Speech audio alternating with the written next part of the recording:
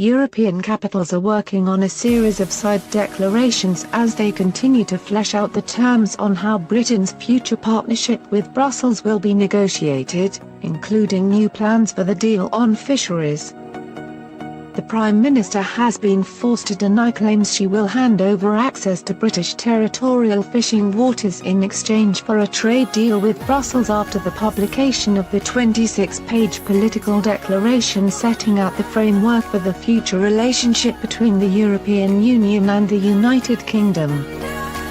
The aspirational wish list acts as a blueprint for UK and EU negotiators to follow when working on the future trade and security relationship, which will be prepared during the 21-month transition period ending in December 2020.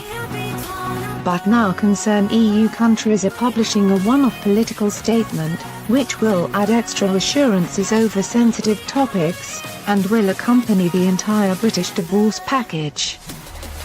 EU countries will demand a deal for European access to British fishing waters well before the end of the transition period ends. The documents, seen by express.co.uk, highlight a fisheries deal as a priority for negotiators when hammering out the future relationship and should be based on existing reciprocal access and quota shares. Such an agreement should be negotiated well before the end of the transition period, the draft declaration adds. France is behind the bulked-up text on fisheries text and is designed as a signal to warn Britain against betraying promises during future trade negotiations. British fishermen fear any deal struck will essentially become a version of the EU's deeply controversial Common Fisheries Policy, which grants EU fishing vessels reciprocal access across the bloc's waters.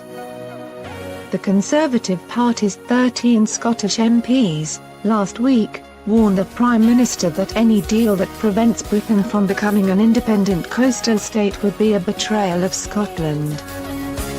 The leaked document also includes the EU intentions to keep the UK dynamically aligned to its environmental policies and says Brussels will demonstrate particular vigilance on the necessity to maintain ambitious level playing field conditions and to protect fishing enterprises and their own communities.